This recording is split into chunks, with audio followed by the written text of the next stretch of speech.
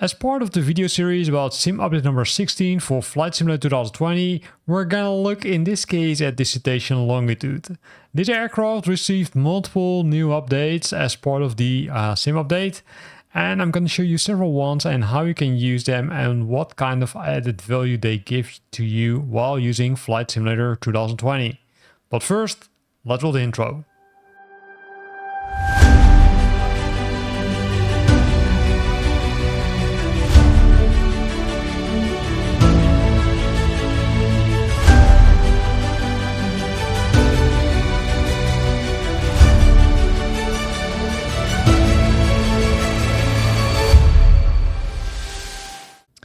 As part of sim update number 16, the Longitude received some nice additions or some nice fixes.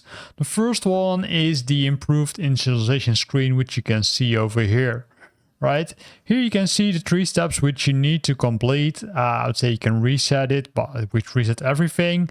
But let's go to the steps. The first time you go to this might, I'll say, feel a little bit weird. That's also what I have, because I didn't read the manual, of course, but I will guide you to it. So what you need to do is you first set the empty weight, which is in this case 20,000, which is, I would say, fine for me. So I press enter. Then you add the pilot and stores, right? That's the information.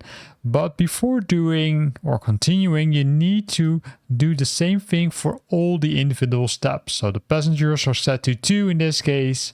The weight of the passengers 170 lb each.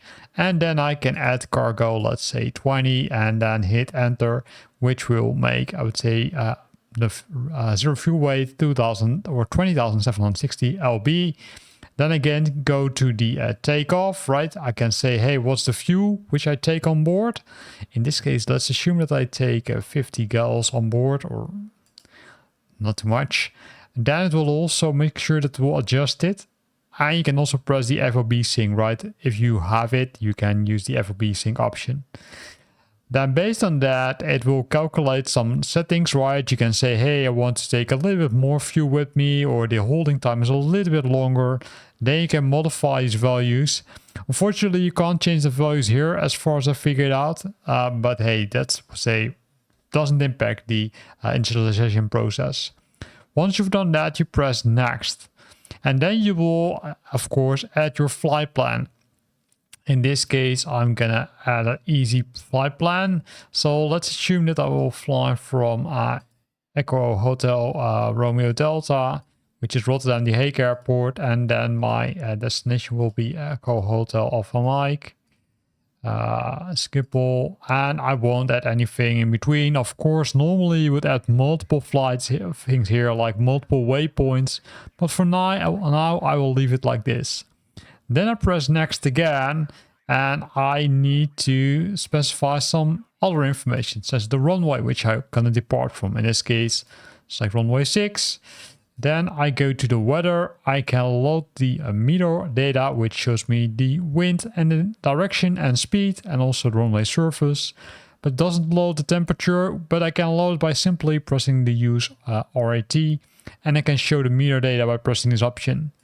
Besides that, you can say look at other data, such as the elevation, right? The takeoff runway available, the runway elevation, the runway heading, and the runway gradient up, if it would say if it's climbing or descending.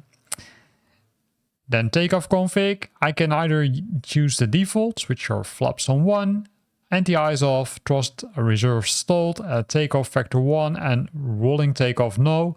I can easily change them, right? I can say, hey, it's yes, or hey, it's no, or hey, I want to put the flaps to 2. Really up to you. Then I've got the takeoff data. I can press the accept settings. And in the meantime, for those who paid attention, you see that it now has, let's say, put all kind of 3 check marks here. And if I would press next over here, I can say accept initialization, and then the initialization screen has completed. So this is the first update for the Longitude aircraft.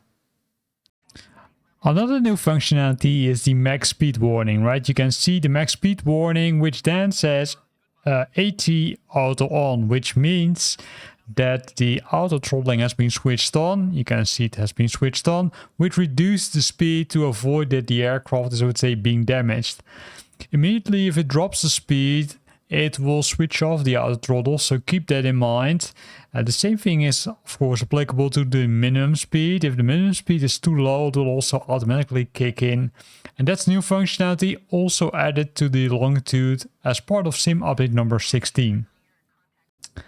So we're at the final approach of an airport, because I also want to show you one of the other enhancements in the Longitude, and that's the reverse thrust, which has been more realistic. As you can see, we're landing using the autopilot to make it a little bit easier and also make it easy to record this video. I would say we're close to the runway, as you can see, and I would say it will be a bumpy landing. Probably I should have done it myself, right? So let's do that. Let's switch off the autopilot in this case, and let's do that. And then let's see what happens.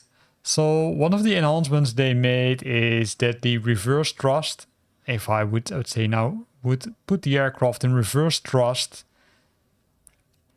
it will take a little bit longer compared to how it was previously compared to Flight Simulator 2020 Sim update number 15, for example. Now it says TR deployed, and you can see it more realistic values, and this is a change which they also added as part of Sim update number 16. As part of Sim update number 16, there's some new functionality added to the Longitude, which is the cabin altitude functionality. The functionality itself can be seen, I would say, from the display, right? If you look at the MFD, you can see the cabin altitude. And the reason that this system is there is to make it, I would say, between brackets, easier, but also possible to breathe when you're flying on high altitudes, because you can see that I'm currently flying on a pretty high altitude. The functionality itself, right, as showing the number here, was already there, but there's some new functionality added as part of Sim update number 16, which can be found here, which is the cabin dump. The cabin dump is normally in a normal state, but in some circumstances you might want to dump it. But that should result normally in, I would say, an error message here, or at least an identification that you switched to that button, and then you will also see that these numbers are going crazy high. So let me do that, right? So we'll open it and then say dump. So you can see that there's now, I would say, a TCAS message which says cabin altitude, and now also other warnings are kicking in, and you can see that the cabin altitude is crazy high. And normally, I would say, I'm not sure if you would survive it because I didn't try it myself. You can enable it again, and it's also why Discover is there, because you shouldn't, I would say, press this option unless under very specific circumstances likely. If you enable it again, you will see that it will slowly reduce, right? So the cabin altitude is adjusted while you're climbing. If you're climbing, you will see it slowly increasing, while if you're descending, you can see it slowly decreasing.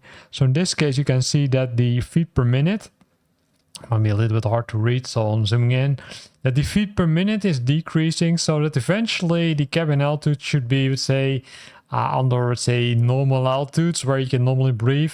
I believe that the maximum altitude is 8,000, but I'm not 100% sure because it might depend per aircraft and also depending on the cruise altitude which you're flying. So there's also some new functionality added as part of Sim update number 16. And it was also the latest functionality which was added as part of Sim update number 16 to this nice aircraft, the Cessna Citation Longitude. Hope you liked this video. If you liked it, then consider to use the like button and keep an eye on my channel for some new videos about new functionality added per aircraft or aircraft system as part of Sim update number 16.